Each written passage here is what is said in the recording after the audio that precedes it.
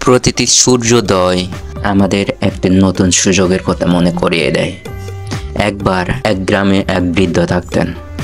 নাম তার দীপক কাকা। তিনি ছিলেন গ্রামের সবচেয়ে জ্ঞানী মানুষ। নতুন বছর এলে গ্রামের লোকেরা তার কাছে যেত পরামর্শ নিতে। এবছরও গ্রামের তরুণ তরুণীরা একত্র হয়ে দীপক কাকার কাছে গেল। তারা জিজ্ঞাসা করল, কাকা, নতুন বছরে আমাদের কি করা উচিত যাতে জীবন সফল হয়?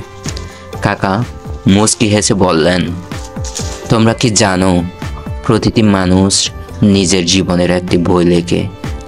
প্রতিদিনের কাজ, চিন্তা এবং ব্যবহার সেই বইয়ের একটি পৃষ্ঠা। তরুণেরা বিস্মিত হয়ে বলল, কিন্তু কাকা, আমরা যদি গত বছর অনেক ভুল করে থাকি তাহলে কিভাবে এগোবো? কাকা বললেন, তোমরা কি জানো, নতুন বছর মানে একটি নতুন খাতা। পুরনো ভুল ভুলে গিয়ে এই খাতায় ভালো কাজ আর সৎ প্রচেষ্টার গল্প লেখো। তিনি আরো যোগ করলেন, তিনটি জিনিস মনে রাখবে।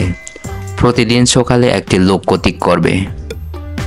2, প্রতিদিন রাতে ভাববে আজ কি তুমি তোমার খাতার পৃষ্ঠা সুন্দর করে লিখেছ। 3, অন্যের সাহায্য করে এবং নিজের উপর বিশ্বাস রেখে এগিয়ে যাবে। গ্রামের তরুণ তরুণীরা দীপক কাকার উপদেশ শুনে অনুপ্রাণিত হলো। তারা প্রতিজ্ঞা করল, নতুন বছর হবে আমাদের সেরা অধ্যায়। 2025 সাল আমাদের জীবনের একটি নতুন খাতা। পুরনো দুঃখ কষ্ট পেছনে ফেলে সামনে এগিয়ে যাও। মনে রেখো, সফলতার চাবিকাঠি লুকিয়ে আছে তোমার প্রতিদিনের কাজের মধ্যে।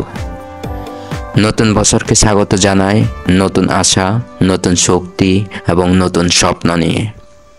শুভ নববর্ষ 2025।